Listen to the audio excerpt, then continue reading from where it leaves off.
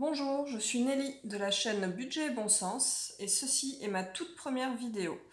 Alors pourquoi ai-je voulu créer cette chaîne? Eh bien en fait j'ai fait le constat, comme à mon avis beaucoup d'entre nous, que je ne savais pas où je dépensais mon argent. Donc je suis salariée depuis 15 ans, enfin ma petite présentation. Je gagne plutôt bien ma vie et malgré ça en fait j'arrive pas à épargner autant que je voudrais. J'arrive à mettre un peu d'argent de côté, hein, mais c'est pas très régulier. Même si je suis mes comptes et que je suis pas à découvert, c'est quand même pas satisfaisant. Aujourd'hui, j'ai 35 ans et puis ma situation familiale a évolué. Et donc maintenant, je pense davantage à mon avenir. J'ai décidé de me lancer dans cette aventure parce que j'ai besoin de faire le point. Et puis je me suis dit qu'à plusieurs, le chemin était plus facile et que peut-être, en fait, certains d'entre vous pourraient trouver quelques conseils utiles et en partager. Donc, ce que je voudrais préciser en premier, c'est qu'épargner, pour moi, c'est pas une fin en soi. En fait, c'est lié à un projet bien défini. Ça peut être par exemple un projet immobilier, une volonté de changer de vie professionnelle, pour ceux qui veulent se reconvertir, de vie personnelle, pour ceux qui veulent avoir des enfants ou qui sont en couple ou voilà. Ça peut être économisé pour un grand voyage, le voyage de notre vie, ça peut être plein de choses. Pour ma part, en fait, j'ai pas du tout envie d'accumuler les billets pour me rouler dedans tel l'oncle Picsou, hein, je suis pas très liquide. Mais je veux épargner plus en fait parce que ma vie a changé. Je me suis paxée en début d'année avec un homme qui a 2 enfants d'un précédent mariage. Et en fait, on commence à parler de notre retraite, de l'avenir. Et comme on est muté régulièrement parce qu'on a des métiers assez contraignants, en fait, on n'a pas le choix de la région où on travaille. Et donc, en fait, on ne peut pas encore acheter notre maison définitive. Donc, le but, c'est de se constituer un petit capital pour pouvoir en fait investir le plus tôt possible dans une maison pour nos vieux jours. Donc j'aimerais bien avoir voilà, un apport suffisant pour acheter cette maison. Et en plus de ça, mon conjoint a 2 enfants. Même si je ne suis pas leur mère, je sais qu'il va y avoir les études. Et puis j'ai envie de leur assurer aussi un avenir.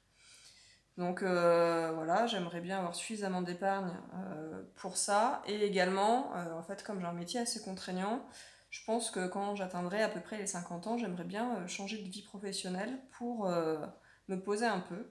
Et en général, en fait, si on prend un emploi moins contraignant, c'est souvent un emploi moins bien payé. Donc voilà, j'espère ne pas vous avoir barbé avec ça. Pour mon plan, en fait, ce que j'ai voulu faire, c'est que j'ai regardé mes dépenses sur l'année passée et je voulais voir en fait pourquoi j'arrivais pas à épargner. Donc j'ai fait un joli petit tableau.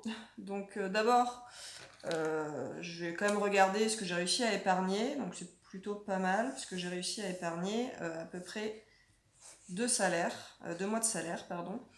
Bon, c'est plutôt honorable. En revanche, là où j'ai pas trop de moyens d'action, c'est les impôts puisque j'ai un salaire et demi qui part dans les impôts à peu près. Pour tout ce qui était le loyer, les choses comme ça, les charges, etc. Bon, là comme j'ai emménagé chez mon conjoint, ça va descendre, mais j'ai quand même 2 mois de salaire qui sont partis dedans. Ensuite, pour la partie assurance, donc l'assurance, hein, je comprends assurance santé, assurance auto, habitation, juridique, etc. J'ai à peu près un demi-mois de salaire qui est parti dedans. Ensuite, pour les courses alimentaires, donc là, j'ai un peu plus d'un mois de salaire, en fait, qui est parti dedans. Donc là, ça va évoluer aussi, parce que comme j'ai emménagé chez mon conjoint, en fait, je paye pas de loyer, mais pour compenser, je paye les courses. On s'est débrouillé comme ça. Ensuite, j'ai dépensé plus d'un mois et demi de salaire pour nos vacances, donc je compte aussi les petits week-ends, les trucs comme ça. Ah, lui, il fonctionne pas. Donc un mois et demi pour les vacances. Et si je rajoute à ça en fait la partie restaurant, voilà les choses comme ça, en fait on arrive à 2 mois et demi. Donc ça c'est quand même assez énorme parce que j'ai 2 mois et demi en fait de salaire qui sont partis juste dans les vacances. Je savais que c'était mon point faible, mais en fait quand j'ai vu les chiffres, j'en ai vraiment pris conscience. Donc ça c'est un point je pense qu'il va falloir revoir rapidement.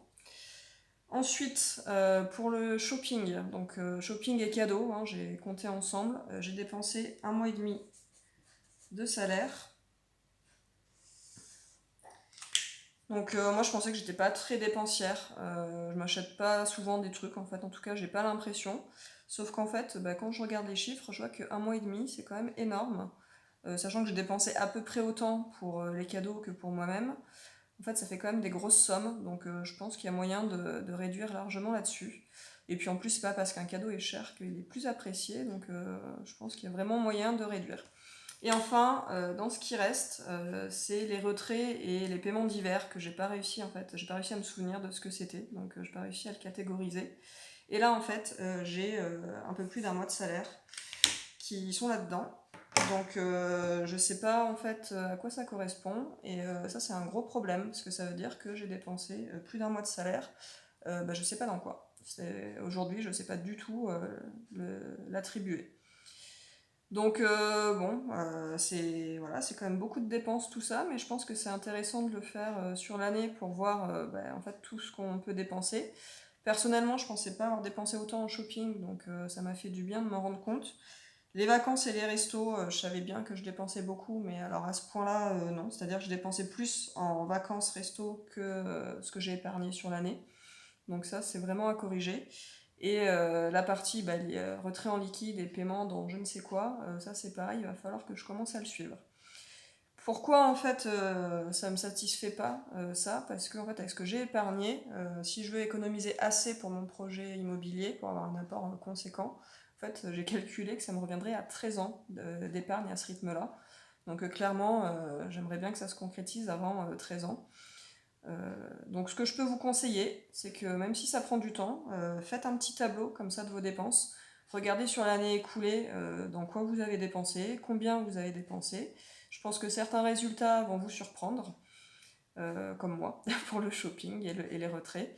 En tout cas, vous verrez bien les catégories où vous voulez ou alors où vous pouvez réduire les dépenses. Pour ma part, je suis pas trop prête à réduire le budget vacances parce que j'adore voyager, mais je pense qu'il y a moyen de trouver des vacances un peu moins chères, de faire autrement. Et sur le shopping et les cadeaux, alors là c'est clair que je vais réduire. Je vais me fixer des budgets à pas dépasser parce que sinon ça fait beaucoup trop. Donc voilà, c'est mon plan d'action, réduire les frais. Pour mettre ça en pratique, en fait, je vais utiliser une méthode qui est plébiscitée par de nombreuses personnes. Ça s'appelle la méthode des enveloppes. Je pense que la plupart d'entre vous la connaissent. Et il s'agit de se créer une enveloppe, hein, qu'elle soit physique ou virtuelle, pour chaque catégorie de dépenses variables et de décider du budget qu'on veut mettre en fait dans chacune d'entre elles. Et puis on fait un petit suivi, une fiche, ou en tout cas on note par enveloppe tout ce qu'on dépense. Et pour ma part, comme je suis pas très à l'aise avec l'argent liquide, je vais faire ça de manière virtuelle, donc avec un petit papier où je vais noter. Je vous passe en fait ma répartition parce qu'il y a déjà beaucoup d'autres vidéos sur le même sujet, donc je suis pas sûre que ce soit très intéressant d'en faire une énième. Et voilà pour moi pour cette première vidéo, c'était plus un bilan et une présentation avant d'aborder la suite. Si ça vous a plu, on pourra se retrouver dans une semaine pour la prochaine. Je pense que ce sera sur le thème des impôts parce que j'ai pas vu beaucoup de vidéos là-dessus. Et en attendant, je vous souhaite une belle semaine et prenez soin de vous.